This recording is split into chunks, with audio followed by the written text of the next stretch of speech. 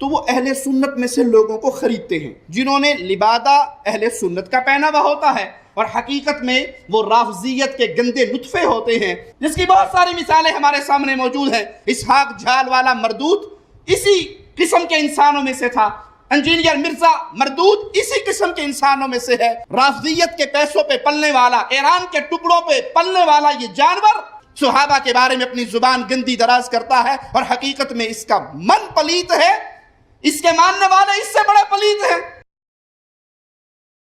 میرے صحابہ کو برا نہ کہو حدیث نبوی ہے۔ کیا کسی حدیث میں آیا کہ میرے صحابہ کی غلطیاں نہ بیان کرو؟ جو قرآن مجید میں بھی موجود ہیں، کوئی ایسی حدیث نہیں ہے جس میں یہ آیا ہو۔ یہ حدیث ٹھیک ہے یہ، لیکن اس حدیث کے ساتھ بھی خیانت کی ہے ہمارے علماء نے۔ یہ حدیث پوری بیان ہی نہیں کی انہوں نے۔ یہ حدیث جو ہے نا پوری وہ صحیح مسلم میں ہے، ویسے تو بخاری میں بھی ہے، مسلم میں اس کا نمبر ہے 6488 کہ نبی صلی اللہ علیہ وآلہ وسلم کے دو ساتھی تھے، حضرت عبد الرحمن بن عوف اور خالد بن ولید، ان کے درمیان جھگڑا ہوا، اور اس جھگڑے میں نا حضرت خالد بن ولید نے جذباتی ہو کے حضرت عبد الرحمن بن عوف کو گالیاں دے دی۔ اب یہ جھگڑا ہوا کس وجہ سے تھا؟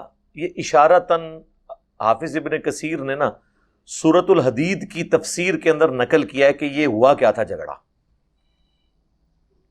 وہ بخاری میں بھی کچھ حصہ موجود ہے۔ آپ کو پتہ ہے بخاری میں ایک حدیث ہے کہ حضرت خالد بن ولید کو نبی علیہ السلام نے اپنے مبارک زمانے میں ایک مہم پر روانہ کیا کسی قبیلے کی طرف۔ اب وہ قبیلہ تھا مسلمان، لیکن ان بیچاروں پینڈوؤں کو، اعرابیوں کو کمیونیکیشن سکلز نہیں آتی تھی۔ جب مسلمان وہاں پہنچے نا تو انہوں نے کہا کہ ہم اپنے دین سے پھر گئے، ہم اپنے دین سے پھر گئے، یعنی جس دین پہ ہم پہلے تھے ہم نے اسلام قبول کیا۔ ان کو اسلمنا یہ ٹرمنالوجی نہیں پتا تھی۔ حضرت خالد بن ولید نے اس سے یہ کنکلوڈ کیا کہ انہوں نے یہ اعلان کیا کہ ہم نے اسلام چھوڑ دیا۔ اتنا تو بیوقوف کوئی نہیں ہوتا کہ سامنے آ کے مسلمانوں کے جی اسی اسلام چھاڑ دیتا، وہ بھی قبائلی دور میں۔ باقی صحابہ نے کہا کہ ان سے ڈسکشن کرتے ہیں۔ حضرت خالد نے ان کو قتل کرنا شروع کیا، اور باقی صحابہ نے مخالفت کی، اور ساتھی ڈیوائڈ کی، ان کو یہ قتل کریں گے، ان کو یہ کریں گے۔ باقی صحابہ نے کسی کو قتل نہیں کیا، جو ان کے ساتھی نے کہا حضور سے فیصلہ کرائیں گے۔ جب حضور علیہ السلام کے پاس پہنچے تو نبی علیہ السلام نے 2 دفعہ کہا، اے اللہ خالد کے اس عمل سے میں بری ہوں، جو کچھ اس نے کیا میری کوئی ذمہ داری نہیں ہے۔ ایکسٹرا جوڈیشل کلنگ کر دی۔ اس موقع پہ حافظ ابن کثیر کہتے ہیں کہ حضرت عبد الرحمن بن عوف اور حضرت خالد بن ولید کے درمیان لڑائی ہو گئی تھی کہ یہ تم کیا کر رہے ہو، اور ظاہر ہے کہ غلط کیا تھا۔ اس میں خالد بن ولید نے گالیاں دے دیں۔ صحیح مسلم کے الفاظ ہیں۔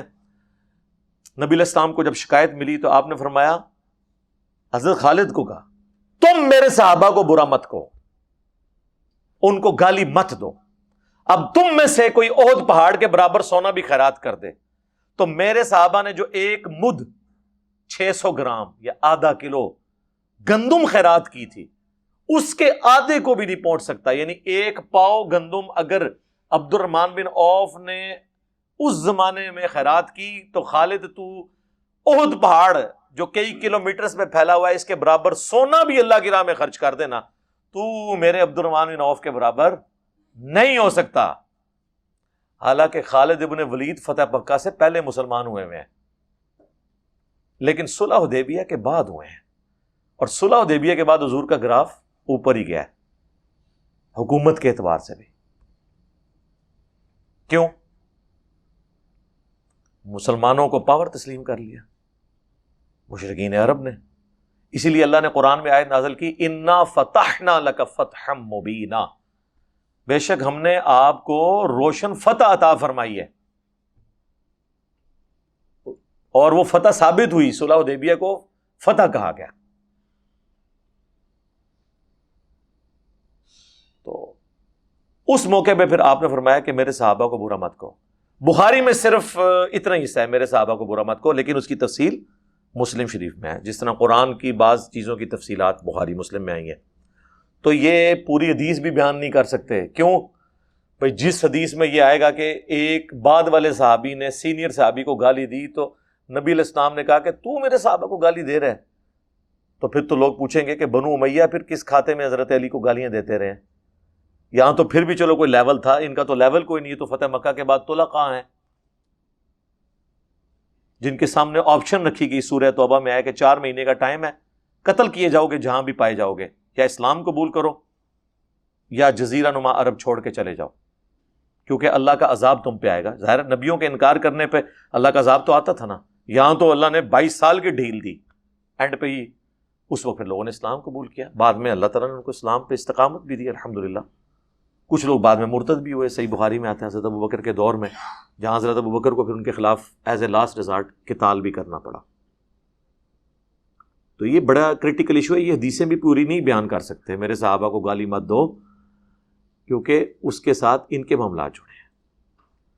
اور یہی سب کا لفظ جب حضرت علی کے بارے میں آتا ہے تو وہ کہتے ہیں نہیں جی یہاں تنقید مراد ہے. تنقید چھوڑ دیں سر، صحیح مسلم میں 6229 نمبر حدیث میں موجود ہے، لعن اللہ ابو التراب، اللہ کی لعنت ہو ابو تراب علی ابن ابی طالب پر، نعوذ باللہ. لعنت کا لفظ موجود ہے تو سب کا ترجمہ تنقید آپ کہاں سے کر رہے ہیں؟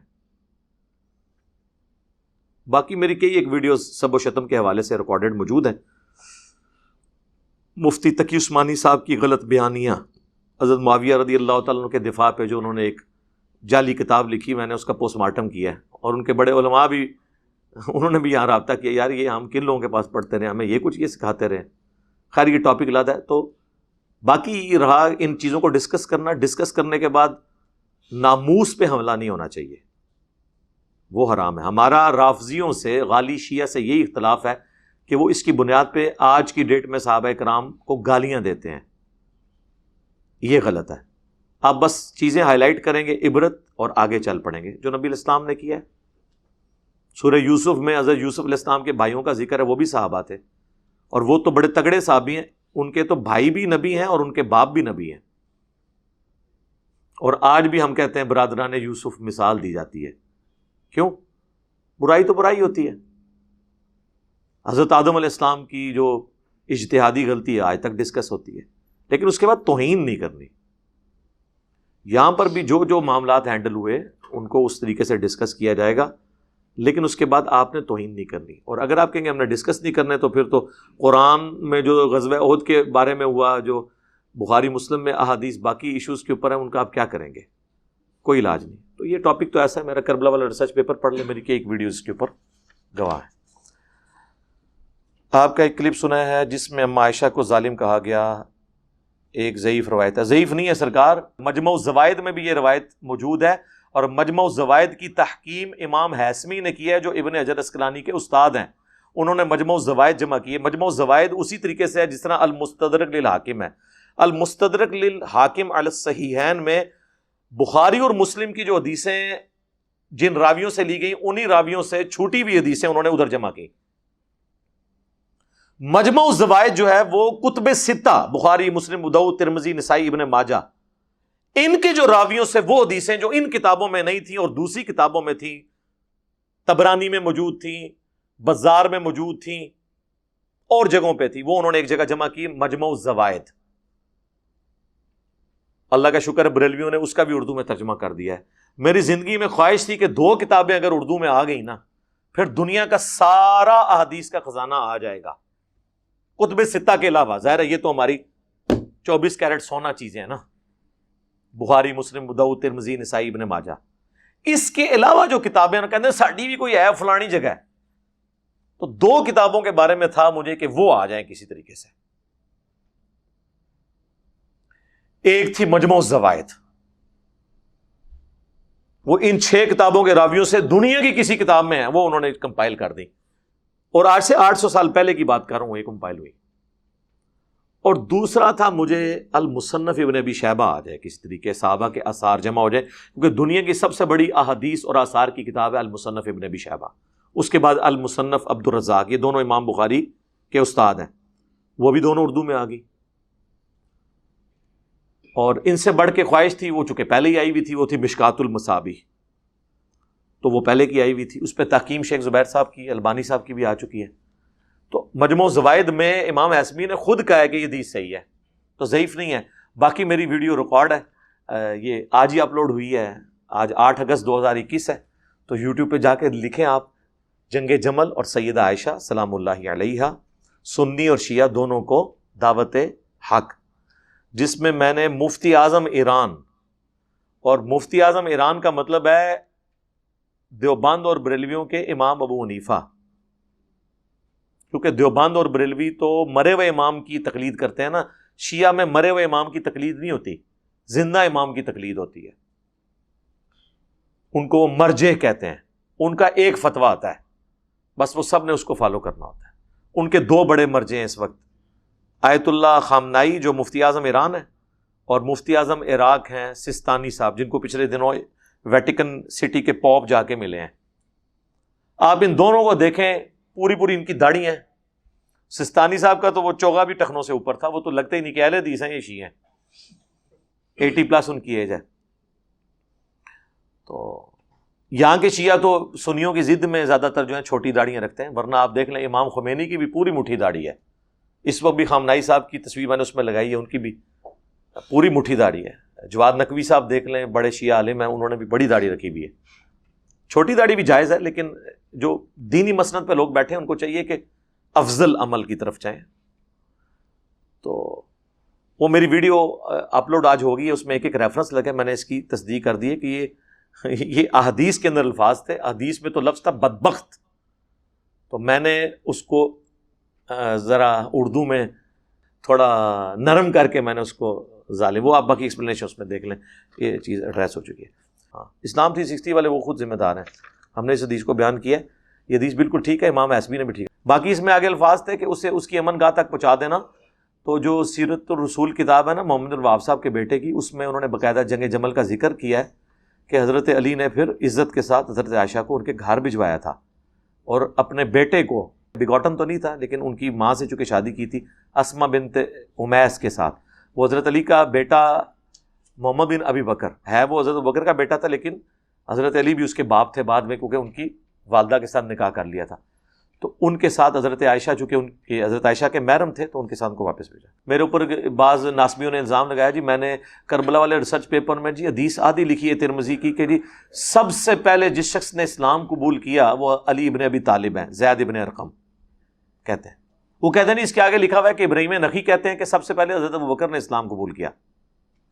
تو میرے بھائی اس ریسرچ پیپر سے پہلے میں نے اس پہ پوری ویڈیو ریکارڈ کرائی ہے، سب سے پہلا مسلم کون، اور اس میں نے پوری حدیث بیان کر کے اس کی انجینئرنگ کی ہے کہ حدیث یہی ہے کہ زید ابن ارقم کہہ رہے ہیں، کیونکہ زید ابن ارقم کون ہے؟ صحابی اور سابقون الاولون میں، وہ کہہ رہے ہیں کہ حضرت علی پہلے شخص ہیں جنہوں نے اسلام قبول کیا، اور غدیر خم کی حدیث کے راوی بھی زید ابن ارقم ہے، اور ابراہیم نخعی جو صحابی کے قول سے ٹکرا رہا ہے، اس کا قول امام ترمذی نے نقل کیا، ابراہیم نخعی 50 ہجری میں پیدا ہوا ہے، حضور کی وفات کے 40 سال کے بعد وہ پیدا ہوا ہے۔ جو بندہ حضور کا ساتھی ہے، شروع کا خلفاء راشدین کا ساتھی ہے، حضرت علی کا ساتھی ہے، غدیر خم کی حدیث کا راوی ہے، اس کی بات مانو، یا ابراہیم نخعی جڑا جمع ہی بعد ہی 40 سال بعد، اور وہ دی گل بھی میں مان لینا اگر وہ صحابی سے اختلاف نہ کر رہا ہوتا۔ ابراہیم نخعی جب پیدا ہوئے ہیں اس وقت سنی شیعہ کنفلکٹ آ چکا تھا، تو ابراہیم نخعی کو کچھ سنی سنائی بات پہنچ گئی، تو انہوں نے آگے بیان کر دی، انہوں نے کسی صحابی کا ذکر نہیں کیا۔ جو بندہ حضور کی وفات کے 40 سال بعد پیدا ہو رہا ہے، وہ کس طرح کہہ سکتا ہے کون بندہ پہلے اسلام لے کے آیا؟ سمجھ آئیے آپ کو؟ اسی لیے شیخ زبیلی زئی رحمہ اللہ نے جب حضرت علی کی فضیلت میں ترمذی کی حدیث لکھی ہے نا، یہ والی کہ زید ابن ارقم کہتے ہیں پہلا شخص جو مسلمان ہوا وہ علی ابن ابی طالب میں، ساتھ لکھا کہ تابعی صغیر، چھوٹا تابعی، اس نے زید ابن ارقم کی مخالفت کرتے ہوئے کہا کہ حضرت ابوبکر پہلی اسلام لے کے آئے۔ تو زبیر علی صاحب نے اس کے اوپر جو تبصرہ کیا ہے نا، وہ نٹوریس انداز میں کیا ہے کہ اس کی کیا اوقات ہے کہ ایک صحابی سے اختلاف کر رہا ہے۔ امام مسلم نے مقدمے میں لکھا ہے تابعی کی مرسل کوئی شے نہیں ہے جب تک صحابی کو مینشن نہ کرے۔ تو جو روایت ہی مرسل چھوٹی ہوئی اور صحابی سے ٹکرا رہی ہے، وہ اگر میں نے اس میں نہیں لکھی تو اس لیے نہیں لکھی کہ میں اس کے اوپر لکھ رہا ہوں کہ میں صرف صحیح روایتیں لکھ رہا ہوں۔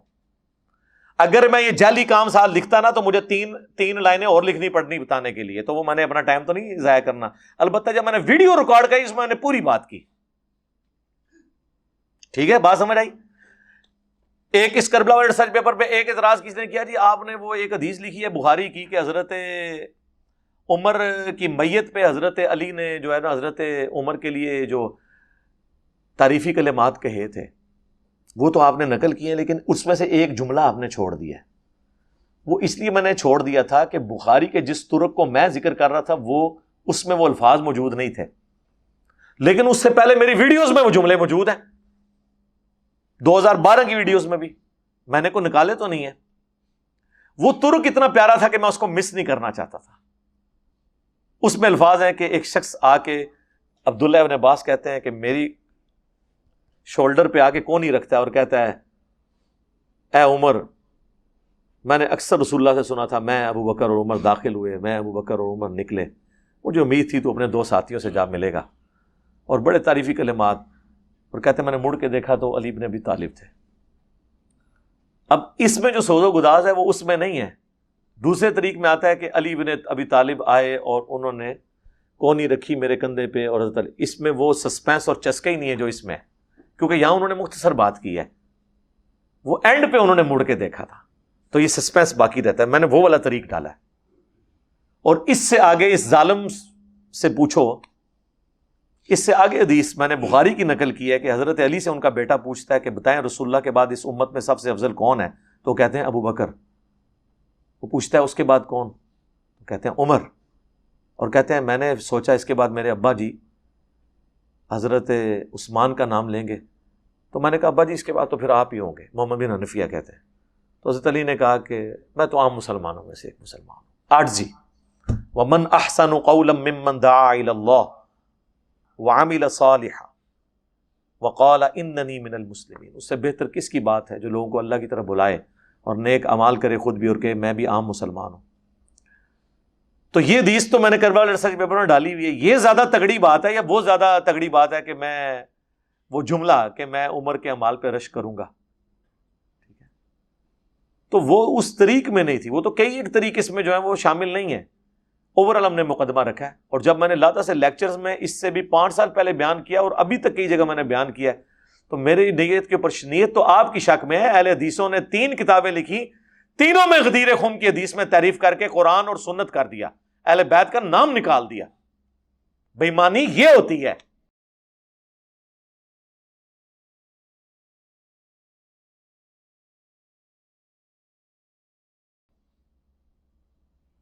اب چونکہ ان کی دھمیں کٹی ہوئی تھی ہم نے پکڑ لی ہیں، اور میں نے چیلنج کیا ہے مجھ سے پہلے کوئی ریناؤنڈ عالم دین دکھائیں اہل حدیث کا۔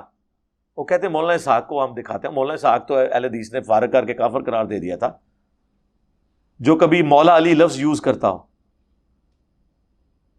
زبیر علی زئی صاحب نے بھی جو استعمال کیا نا، اس کے پیچھے بھی میرا خفیہ ہاتھ تھا۔ اور یہ صحیح حدیث ایک سناؤں، نبی کریم صلی اللہ علیہ وسلم فرمایا تھا کہ میری بیویوں میں سے کون سی بیوی ہے جس پر حواب کے کتے بھونکے گے؟ صحیح ہے یہ۔ جب عائشہ صدیقہ اپنے ساتھیوں کے ساتھ لشکر کے ساتھ جا رہی تھی حواب سے، تو وہاں کتے بھونکے بہت زیادہ۔ یہ غیب کی خبر پوری ہوئی، ثابت ہوئی۔ اس لیے ہم کہتے ہیں کہ نبی کریم صلی اللہ علیہ وسلم کو جو اللہ نے غیب بتایا تھا وہ جانتے تھے وہی کے ذریعے۔ تو عائشہ صدیقہ نے پوچھا یہ کون سی جگہ؟ فرمایا یہ حواب ہے۔ انہوں نے کہا فرمایا مجھے تو حدیث یاد آ گئی، میں واپس آنا چاہتی ہوں۔ تو انہوں نے کہا کہ نہیں، اللہ مسلمانوں میں صلح کرا دے، یعنی مسئلہ صلح کا تھا، جنگ کا نہیں تھا۔ پھر جنگ ہوئی اور وہ پیشن گوئی پوری ہوئی۔ سر ادھر یہ بتا دیں ناسبی کون ہوتے ہیں؟ ہمارے اہل حدیث ناسبی، میں کافی ناسبی، میں یہ بتاؤں کہ ایک شیعہ ہے نا، شیعہ جو صحابہ کو برا کہتے ہیں، یہ بھی گمراہ لوگ۔ ایک ہے ناسبی جو سیدنا علی رضی اللہ تعالیٰ عنہ سے بغض رکھتے ہیں، سیدنا حسین رضی اللہ عنہ سے بغض رکھتے ہیں، برا کہتے ہیں۔ ان میں سے فیض عالم صدیقی تھا ایک جیل میں، اور اسی طرح قتل ہو گیا، اس طرح اور بھی ہے۔ تو بہرحال یہ جو علی مولا علی، نبی پاک نے فرمایا کہ میں جس کا مولا اس کا علی مولا، یہ صحیح حدیث ہے۔ من کن تو مولا فعلی مولا، جو مولا علی سے جو مولا سے مراد مشرک کشا نہیں ہے بلکہ محبوب اور پیارا ہے، تو جو اس سے دشمنی رکھتا ہے برا کہتا ہے ناسبی ہے۔ یہ کچھ اہل حدیثوں دیوبندی میں گھسا ہے بھائی، ہم نہ ناسبی ہیں نہ شیعہ ہیں۔ تو میں اسے کہہ کے زبردستی یہ کہتا تھا، پھر وہ شروع ہو گئے تھے مولا علی اور اہل سنت کا لفظ، ورنہ وہ پہلے اہل حدیث کا لفظ یوز کرتے تھے۔ میں کہتا تھا کہ یار اس نفس کی جو انورٹڈ کامہ میں عزت ہے نا سب کانٹیننٹ میں، اس طرح آپ بات نہیں پہنچا سکتے۔ آپ اہل سنت لفظ استعمال کریں جو مین سٹریم میں ہمارا چل رہا ہے، حکمت سے دعوت کا کام کریں۔ اللہم انی اسألک بانک انت اللہ لا الہ الا انت الاحد الصمد الذی لم یلد ولم یولد ولم یکن لہ کفوا احد وإلہکم الہ واحد لا الہ الا هو الرحمن الرحیم الف لام میم اللہ لا الہ الا هو الحی القیوم اللہم صلی علی محمد وعلی آل محمد اللہم ربنا آتنا فی الدنیا حسنہ وفی الآخرۃ حسنۃ وقنا عذاب النار ربنا آتنا من لدنک رحمہ وہیئ لنا من امرنا رشدا۔